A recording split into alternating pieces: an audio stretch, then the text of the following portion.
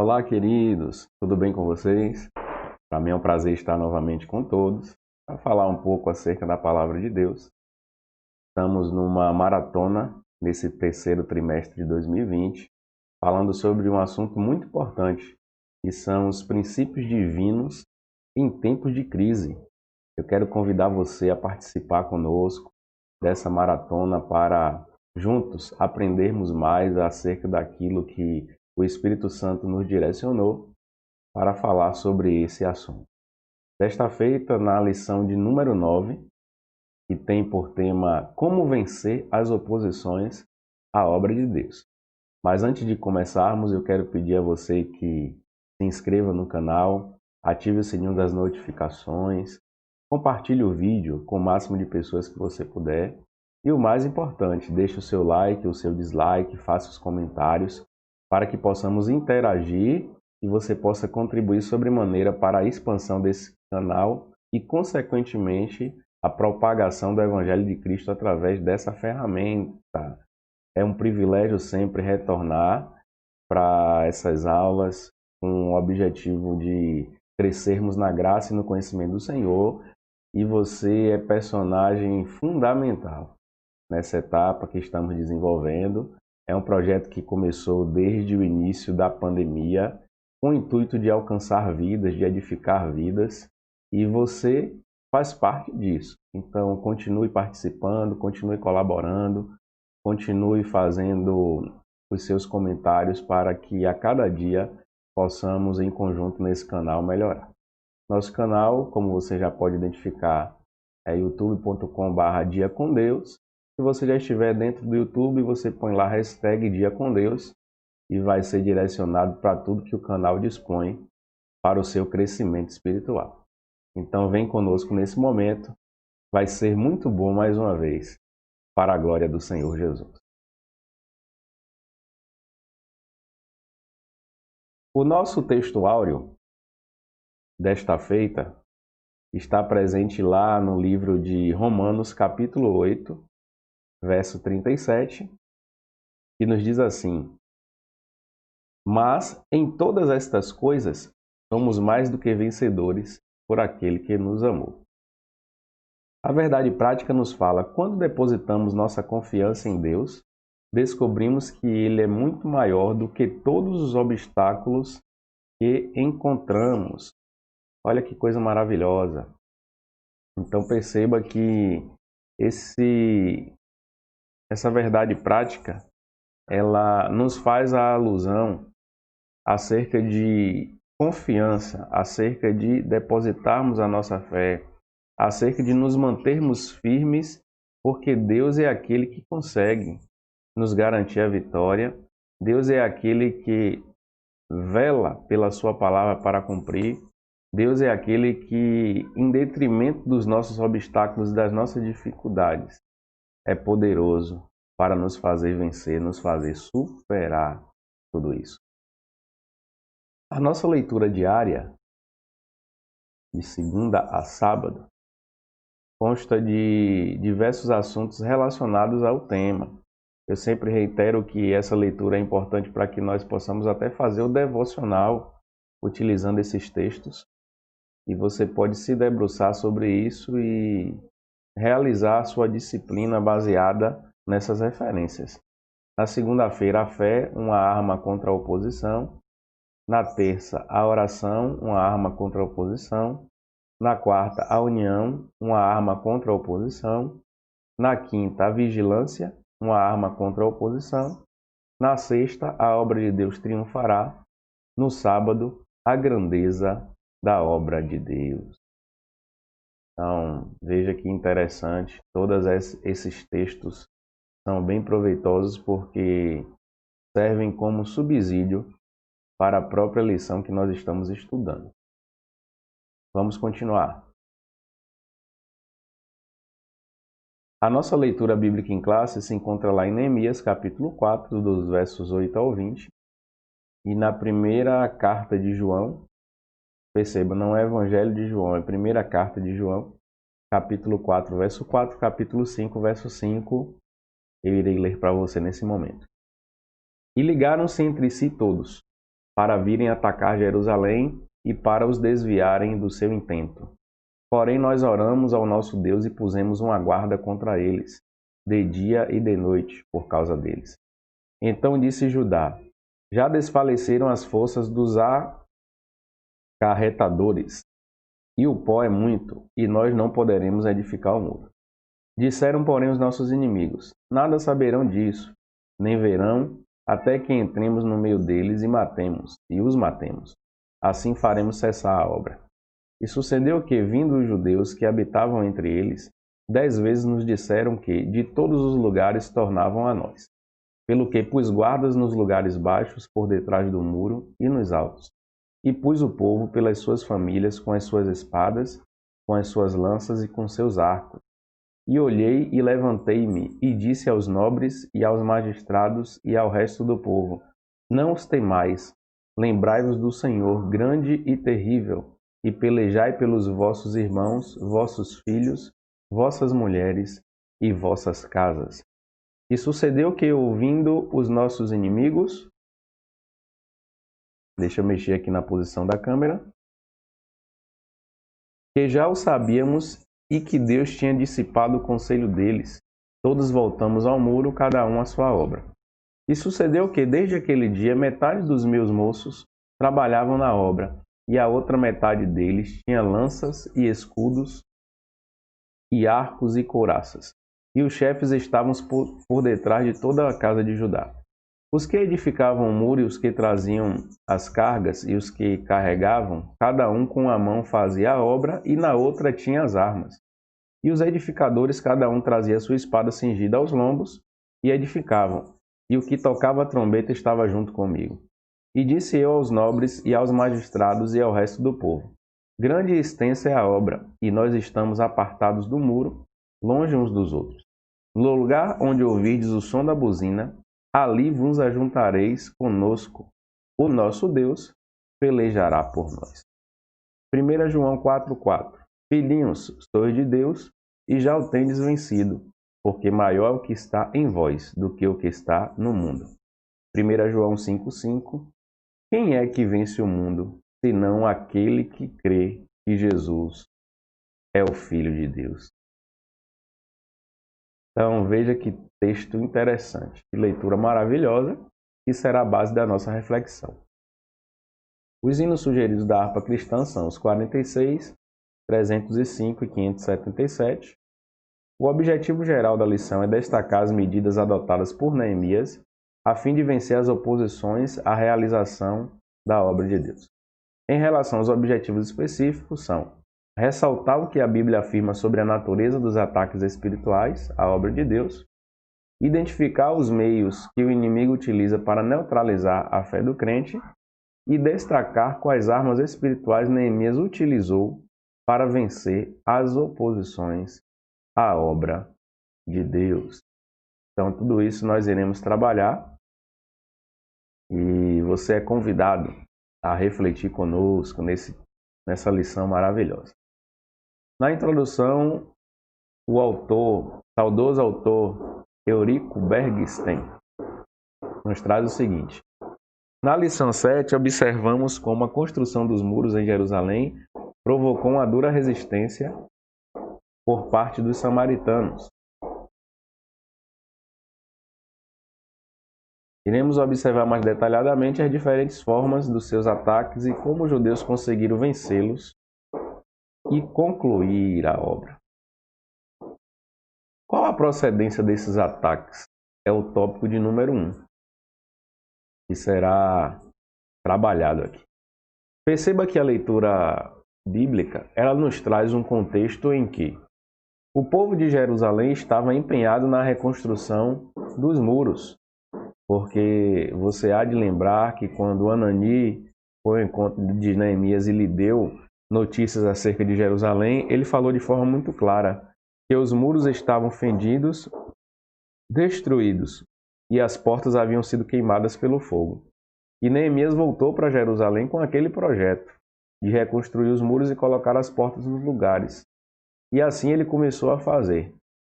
Só que os seus inimigos tentaram de todas as formas frustrar os planos de reconstrução. e iremos observar quais os mecanismos e ferramentas que eles utilizaram para tentar impedir essa reconstrução. E o povo precisou mais do que nunca da força do Senhor, do amparo de Deus. Precisou mais do que nunca resistir para que pudesse dar continuidade ao projeto, ao propósito que o próprio Deus estabelecera. E qual o porquê desses ataques? Porque os inimigos intentavam de todas as formas impedir essa reconstrução.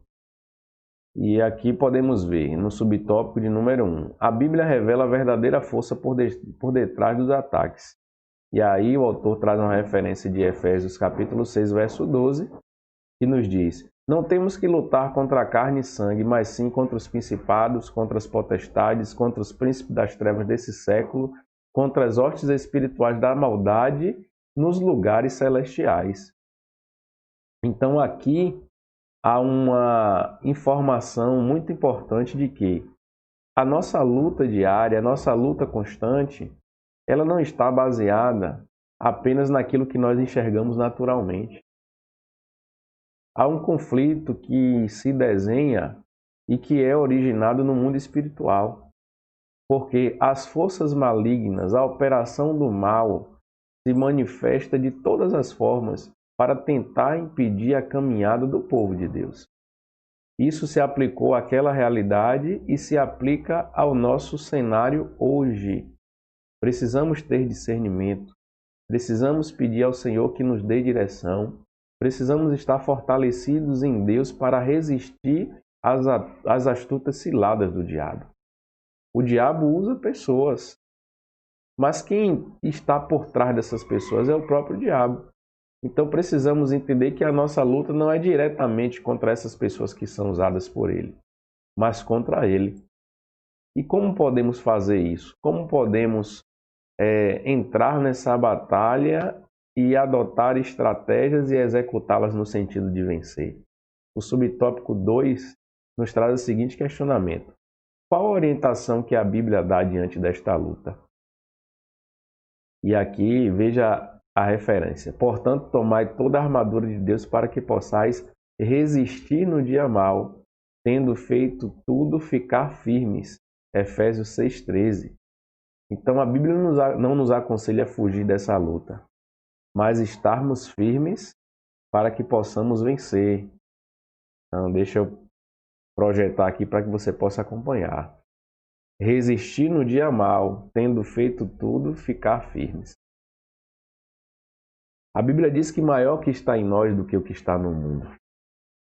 E que nós precisamos estar revestidos de Deus, nos mantermos firmes, resistentes às ciladas do diabo, para que possamos vencer.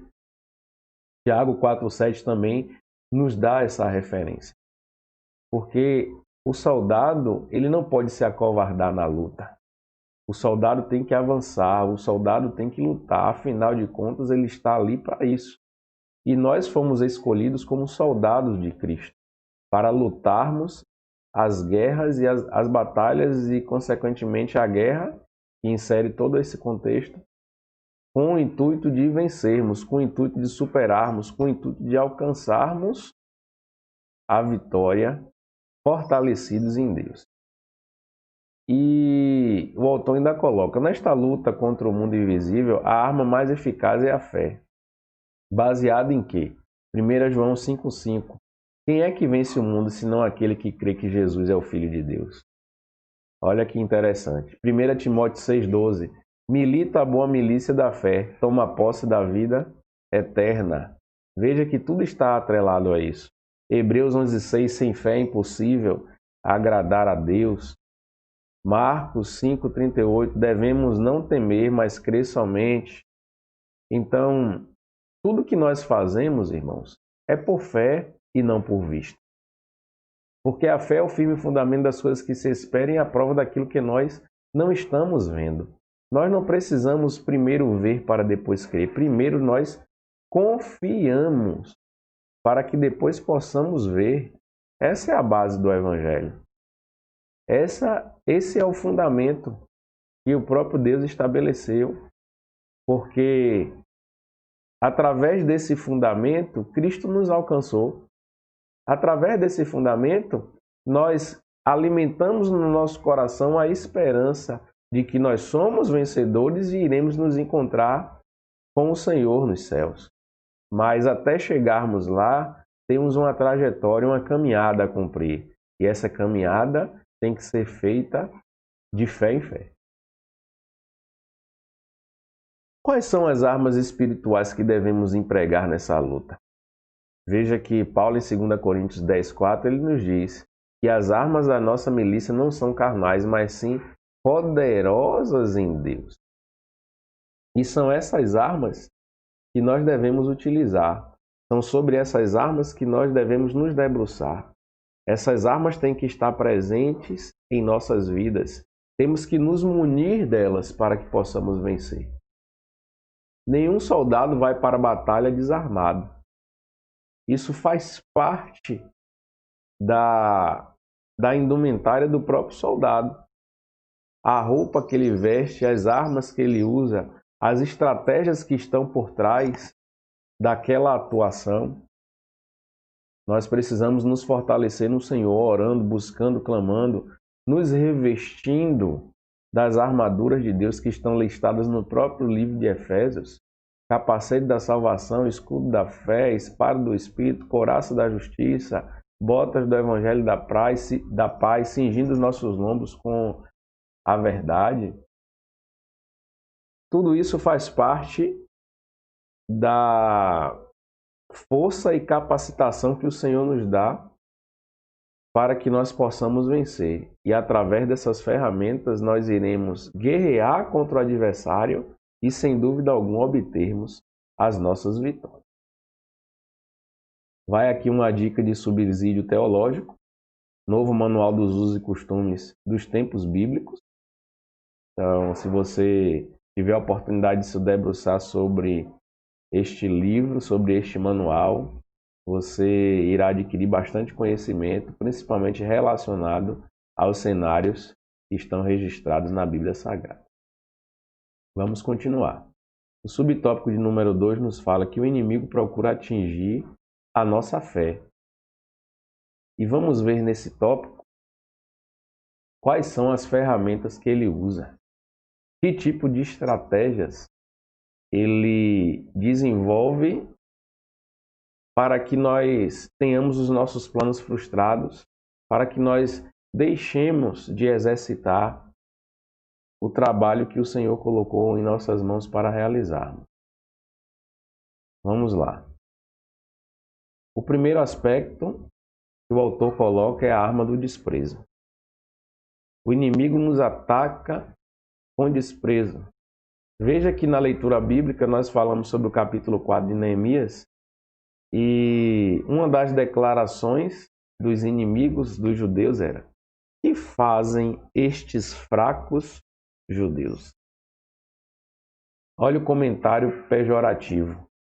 Olha o comentário depreciativo. Olha o comentário que promove desprezo. Eles são fracos, eles são incapazes, eles não estão habilitados para isso. Não são as pessoas ideais para realizar. Então veja que esse tipo de comentário tenta minar a nossa autoestima. E nós precisamos estar com a autoestima elevada, confiando no Senhor, que através dele nós temos a capacidade de vencer. Conforme disse o apóstolo Paulo, eu posso todas as coisas naquele que me fortalece. Paulo, naquele contexto, dizia que sabia viver em dificuldade, sabia ter abundância e estava capaz de se adaptar a qualquer contexto, porque a sua força vinha de Deus. Mas o inimigo tenta minar a nossa autoestima através do desprezo. Foi isso que os inimigos dos judeus tentaram fazer quando os viram reconstruindo os muros. O que fazem esses fracos judeus? Olha o que o diabo tenta lançar na nossa mente, usando até pessoas para nos desanimar e fazer comentários depreciativos acerca de nós, acerca da nossa capacidade. Uma outra ferramenta, uma outra arma que o inimigo usa, o escárnio. Trata-se de uma ferramenta que também tenta nos fazer desanimar. Veja aqui que coisa interessante. O autor coloca que quando os servos de Deus sofrem escárnio, são tentados a ficarem desanimados. Todavia, devemos lembrar de que isso é o que os fiéis sempre tiveram que suportar. O próprio Jesus foi escarnecido. Veja o que diz lá em Mateus 10, 25, né? É uma resposta que ele dá. Se chamaram Beelzebul, pai de família, quanto mais aos seus domésticos. Então eles diziam que Jesus expulsava demônios pelo poder de Satanás. Olha que afronta terrível. E o escarnecer faz parte da natureza do inimigo, da natureza que pauta as obras da carne, da natureza caída, que tenta promover destruição. Quando nós, servos de Deus, estamos nos esforçando e nos dedicando para fazer a obra de Deus, nós também somos escarnecidos.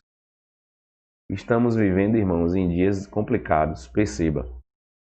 Recentemente saíram algumas notícias e que foram confirmadas na mídia de atrocidades gravíssimas cometidas por, teoricamente, líderes que se diziam religiosos.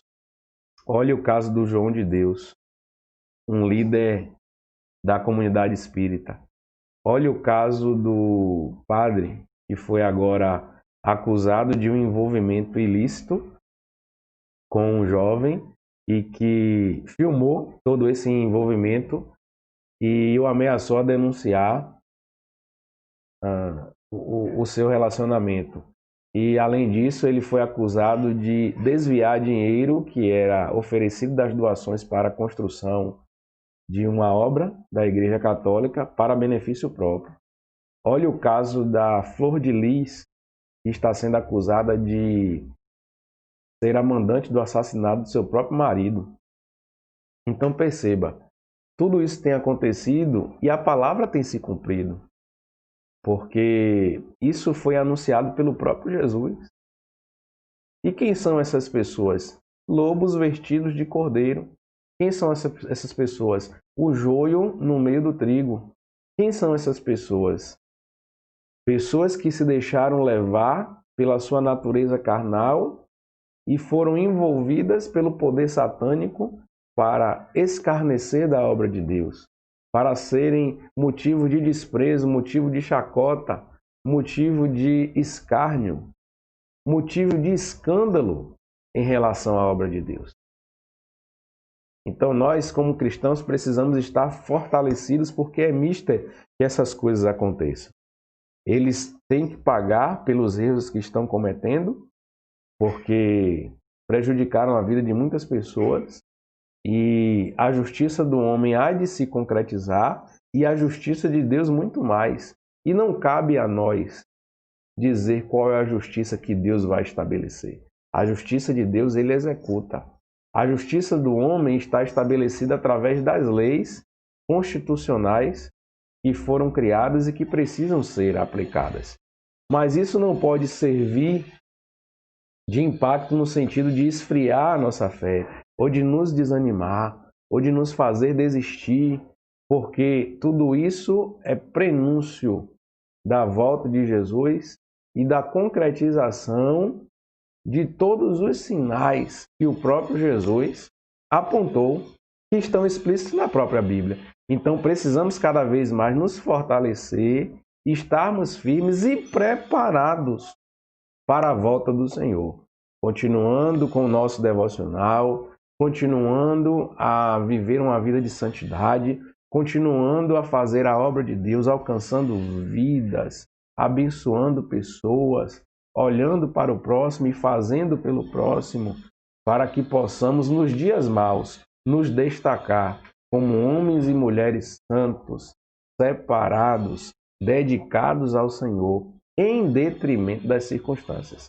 O inimigo, nesse momento, vai usar muitas pessoas, como já está usando, para escarnecer, para difamar, para tentar nos colocar todos no mesmo pacote, dizendo, olha ali, ó, isso que é a igreja, isso que são os cristãos, isso que é fé, Isso que é religião, maldição, que leva as pessoas para a perdição. As pessoas se utilizam desses momentos para generalizar e colocar todos no mesmo pacote. Mas nós havemos de convir que é uma exceção e que em todos os lugares há pessoas boas e ruins. Em todos os lugares há o joio e o trigo. E é mista que o joio se revele, para que o trigo possa se fortalecer, porque a essência não vai mudar. Trigo continuará sendo trigo e joio continuará sendo joio. E qual que é a diferença? O trigo vai estar com Deus e o joio será lançado fora para ser queimado pelo fogo. Vamos continuar. O inimigo chama a nossa atenção para a imensidade da tarefa. Isso aqui é interessante nós também falarmos por quê. Olha a expressão que eles usaram. Vivificarão dos montões de pó as pedras que foram queimadas? Olha que o inimigo aqui está dando uma ideia de que é um grande monturo, é muito entulho, tem muito trabalho a fazer, não há ferramentas adequadas, não há mão de obra suficiente, não há mantimentos necessários para suprir as necessidades deles. É como se os inimigos estivessem falando aos nossos ouvidos, dizendo: você não está vendo que o cenário é adverso? Você não está vendo que o contexto é ruim? Você não está vendo que nesse momento nada vai avançar, vai se concretizar? Porque todas as coisas dizem não? Eles tentaram de todas as formas minar aquela realidade. Assim acontece muitas vezes em relação a nós. Olhe, você não está vendo aí quanto desemprego? Você não está vendo quantas pessoas doentes? Você não está vendo aí a pandemia? Você não está vendo aí os escândalos que estão acontecendo e que a mídia está relatando relacionada aos líderes religiosos? Vocês não vão conseguir, vocês não vão conquistar, vocês não vão avançar. Não é hora de empreender, não é hora de realizar. Tudo isso no sentido de nos fazer parar. São as armas que o inimigo usa. São as armas que o inimigo usa para tentar nos afligir e nos fazer desistir daquilo que Deus estabeleceu. Era como Moisés, que foi chamado para libertar o povo de Israel do Egito. E ele viu a imensidão da tarefa. E no início aquilo parecia tão longe de ser realizado, tão difícil de ser concretizado. Mas é Deus quem faz a obra. Foi Deus quem o chamou. Foi Deus quem nos chamou. E por isso é Ele quem nos capacita. O inimigo usou de boatos e mentiras, um outro aspecto. Olha o que eles disseram. Os samaritanos espalhavam calúnias, né? E olha o que eles disseram. Que o povo judeu planejava constituir um rei. Neemias planejava constituir esse rei. Eles iriam, após tudo estar construído, se rebelar contra as autoridades que autorizaram eles na reconstrução. Boatos, mentiras, calúnias, coisas inventadas para tentar impedir o crescimento e desenvolvimento da obra de Deus. Olha a outra arma que o inimigo utilizou, a astúcia. Eles convidaram os judeus para se congregarem nas aldeias. Não, venham estar conosco.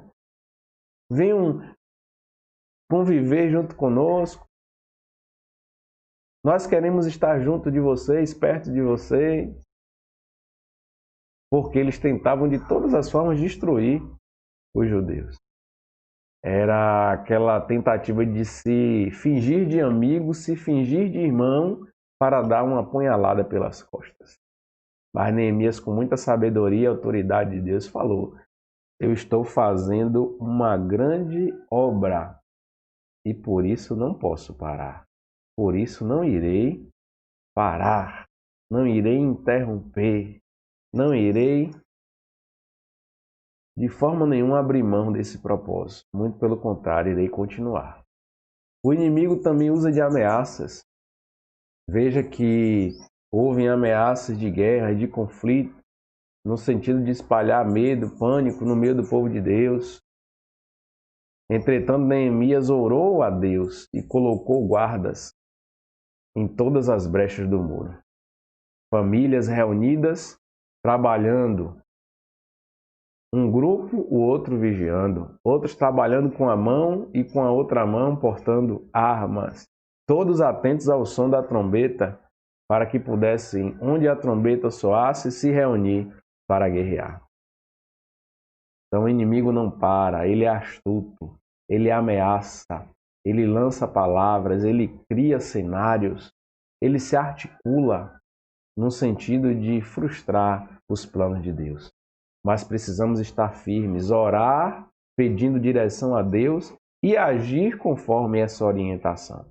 Não basta só orar, precisamos orar e agir. Não basta só agir sem direção, precisamos pedir direção e, em seguida, agir. Continuando, tópico de número 3.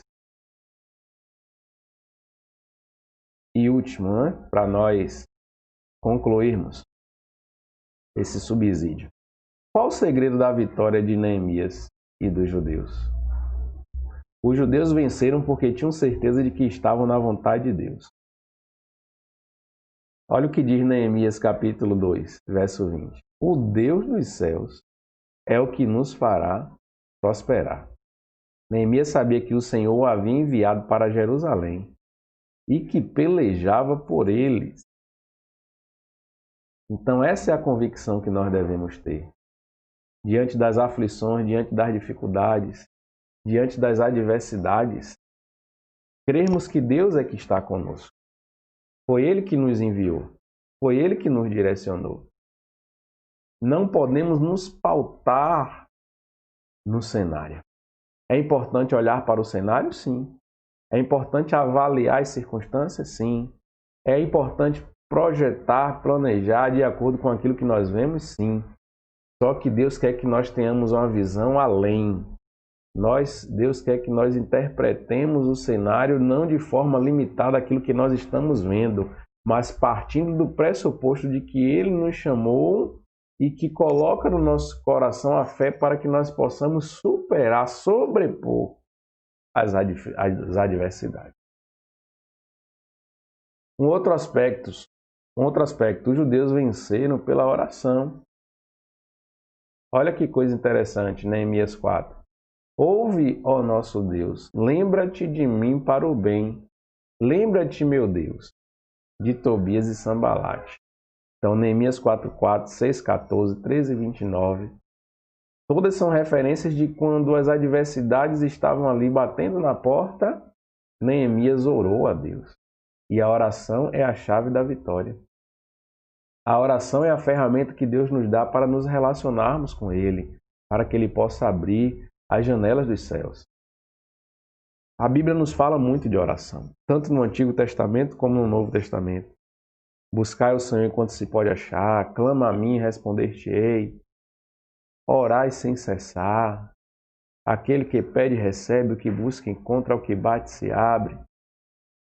Então a oração tem que estar presente em nossas vidas. A oração tem que ser fundamental, indispensável no nosso viver diário. Tem que estar presente. Porque o crente de verdade, como diz o ditado, caminha de joelhos. Não podemos abrir mão disso. É o nosso combustível, é como um carro. E sem combustível não consegue sair do lugar. O nosso combustível é a oração. Os judeus venceram pela oração. E nós também devemos orar. Quando Paulo usa a expressão orar sem cessar, isso é muito forte, porque nos dá uma ideia de constância, de perseverança, de utilizarmos isso o tempo inteiro.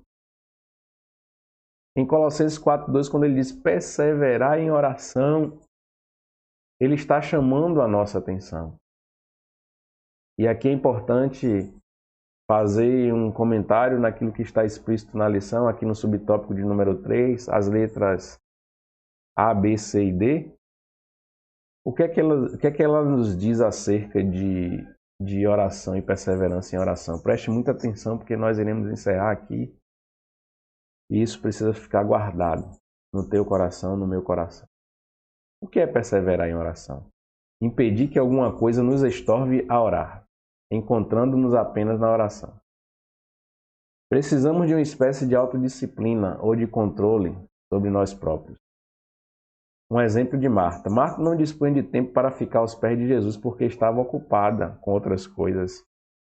Quando começamos a orar, aparecem muitos obstáculos, mas devemos ser vitoriosos. Temos que ter vitória também em nossos pensamentos, porque o inimigo quer nos impedir de orar, fazendo-nos pensar em outras coisas. Sabe aquela ideia de que você vai ler alguma coisa, aí qualquer barulho que você ouve, ou de repente alguns pensamentos vêm em sua mente e desvia o foco da sua leitura. E na oração também não é diferente. Você ajoelha para orar, aí o filho bate na porta, acontece de um barulho para lhe distrair, ou o telefone começa a tocar, ou o desânimo tenta lhe abater, ou o corpo se apresenta com indisposição, ou às vezes temos a sensação de que estamos orando, mas não estamos sendo ouvidos. Isso tudo são tentativas de nos fazer impedir de orar. Mas a oração é luta, é sacrifício e mais do que tudo é disciplina. Nós precisamos criar o hábito da oração. Porque hábito é assim, quando nós deixamos de fazer, sentimos falta. Então precisamos desenvolver bons hábitos. E um dos hábitos que precisamos desenvolver é de orar constantemente, porque desse hábito depende a nossa existência, a nossa vida, o nosso respirar. Um outro aspecto é persistir em orar, ainda que o diabo procure tornar pesada e difícil a oração. Daniel orou 21 dias, e veio a resposta. E então ele soube que a resposta demorara porque os espíritos malignos tinham impedido a resposta. Vocês lembram dessa passagem? Nós ouvimos a tua oração, ou eu ouvi a tua oração, palavra do Senhor, desde o primeiro dia. Mas o príncipe da Pérsia nos impediu, ou impediu os anjos de trazer a resposta. E por isso houve uma guerra, um conflito entre os seres celestiais, para que eles pudessem trazer a resposta que Daniel pediu. Olha que coisa interessante. O diabo tenta impedir que as nossas orações sejam respondidas por Deus. Um outro aspecto é orar até que venha a resposta. Jesus orou 3 vezes sobre a mesma coisa, e Paulo orou também 3 vezes e Deus lhe respondeu. Elias orou 7 vezes para que chovesse e choveu, e os discípulos perseveraram em oração até que o fogo caiu. Olha que coisa interessante.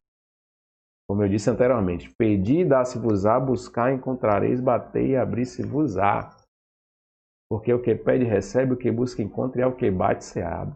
Insistentemente, constantemente. Lembra da parábola do juiz Inico? Ele não atendeu aquela mulher porque ele a achava simpática ou porque tinha o dever de fazer isso, pela obrigação que lhe competia o fato de ser um magistrado. Mas ele atendeu ela porque ela insistiu. Para não se sentir todo dia pressionado. Não, essa mulher me pressiona todo dia. Eu percebi uma coisa, que enquanto eu não atender ela, eu não vou me ver livre dela. E julgou a causa daquela mulher. Deus quer que nós tenhamos esse tipo de perseverança. Um outro aspecto é uma prova de que o espírito de oração opera em nós. O Espírito Santo ora em nós enquanto trabalhamos, enquanto nos ocupamos de nossas tarefas diárias. O Espírito Santo não se preocupa acerca da posição de nosso corpo, isto é, se estamos ajoelhados, deitados em pé. Isso é o segredo de estarmos sempre orando. Dá liberdade ao Espírito e Ele levar-te-á para esta gloriosa vida de oração. Então, irmãos, nós precisamos aprender, assimilar e praticar tudo isso que nós temos ouvido e visto acerca do que os homens de Deus fizeram no passado, acerca daquilo que Deus exige de nós no presente, para que sejamos vitoriosos, assim como o povo judeu foi.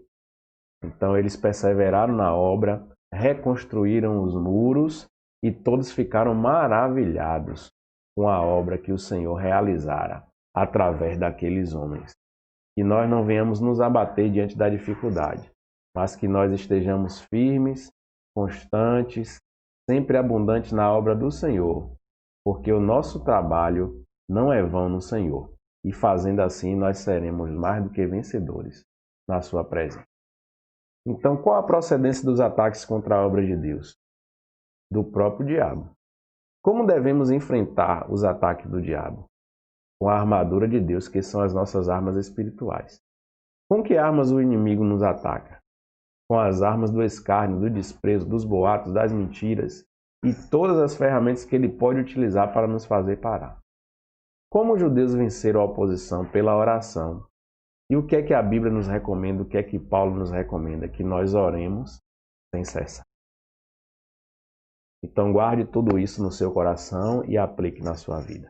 Eu quero agradecer a você pela sua companhia, quero agradecer você pela sua paciência, quero agradecer pelo fato de você ter se predisposto a estar comigo, fazendo parte desse estudo, para que juntos cresçamos na graça e no conhecimento do Senhor.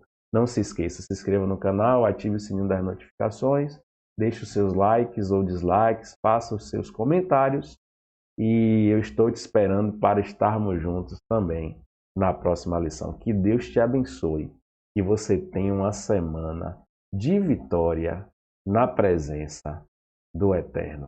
Um grande abraço, fique na paz do Senhor Jesus.